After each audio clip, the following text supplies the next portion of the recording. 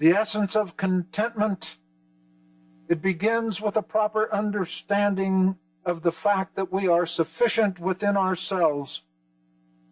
But that sufficiency does not come from ourselves, it comes from Christ. And it gives to us the independence that is needed to live for Jesus Christ. And it results in a sense of satisfaction. Not that I speak from want, for I have learned to be content in whatever circumstances I am. I know how to get along with humble means, and I also know how to live in prosperity. In any and every circumstance, I have learned the secret of being filled and going hungry, both of having abundance and suffering need. You see, the term content here carries the notion of satisfaction. And so the question is raised, how can Paul feel satisfied when he is in a state of need? How can he feel satisfied when he is in humble means? How can he be satisfied when he needs to be filled? I think we all understand satisfaction when we are in the state of prosperity. We understand satisfaction when we have abundance. But Paul understood satisfaction in the absence of those things. What then is the source of his satisfaction? Notice it is, once again, the same source from which he finds his strength, Jesus Christ. There's a gospel song I haven't heard for some time, but it goes, there is no disappointment in Jesus. And wherever there is a right relationship with Christ, there is satisfaction. There is satisfaction even when the needs are great.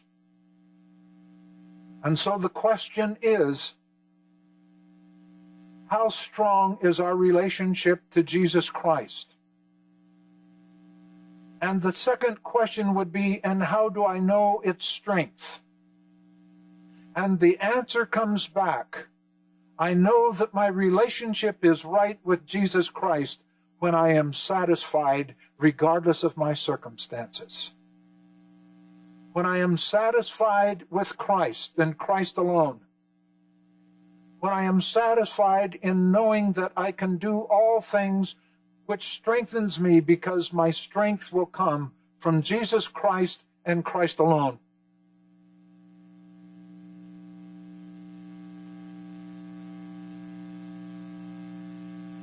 The essence of contentment ultimately is satisfaction. But there is the question, how does one acquire this contentment? And Paul speaks of the means as well. I can do all things through him who strengthens me. It is a gift from Christ. It's important that we understand that by grace we are who we are, and what we shall be will be by grace alone. And thus this day we live by his grace, and it will come to us in the form of wisdom when wisdom is needed. It will come to us in the form of strength when strength is needed. It will be there in the understanding of I can do because of Christ. And it will come to us by even the satisfaction that is already possessed. The Christian sufficiency is not only from Christ, but notice that it is Christ. Make sure that your character is free from the love of money. being content with whatever you have. For he himself has said, I will never desert you, nor will I ever forsake you. So that we confidently say, the Lord is my helper. I will not be afraid. What will man do to me? We are living in times in this country that have more question marks than they have periods. There are more interrogative statements than declarative. What is going to happen to our country? What is going to happen to our economy? What is going to happen to us? What is going to happen to me? And each of those questions are raised in light of the ominous specter that is there. And we all should have a care. This is true. But if the worst happens and you don't have Christ, what then? But if the worst happens and you do have Christ, what then? These are the questions that ultimately need to be raised at all times. For notice that Paul would posit something very strong and desirable and something very weak and undesirable, and he could navigate both circumstances because of Jesus Christ. The sufficiency not only is from Christ, but Jesus Christ is the sufficient one. And it is indeed a lesson taught by Christ. Not that I speak from want.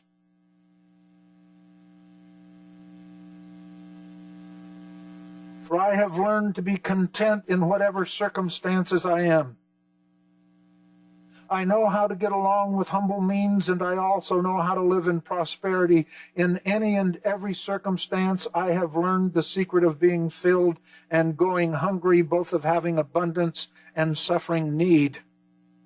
And this is something I think that the American church needs to understand.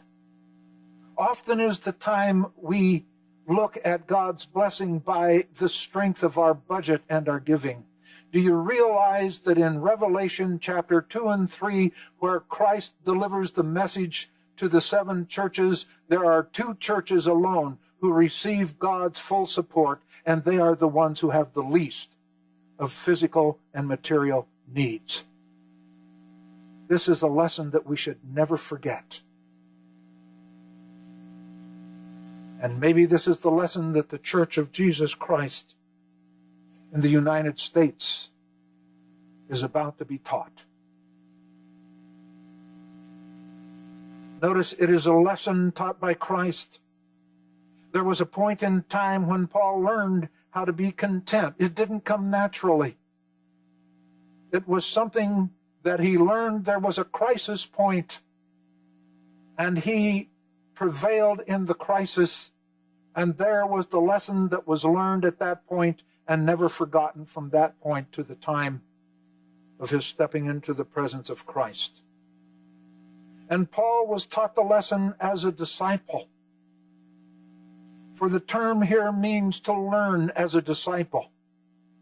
Not as the philosopher, not as the skeptic, but one who has already placed his faith or her faith in Christ Jesus, and now that faith needs to be stretched. And he learned the lesson through the experiences of life. Not that I speak from want, because I have learned and I continue to hold on to the lesson to be content in whatever circumstances I must meet on the morrow and the day after. And notice that Paul was satisfied with his life. A man under house arrest, a man who had to pay for his support while under house arrest,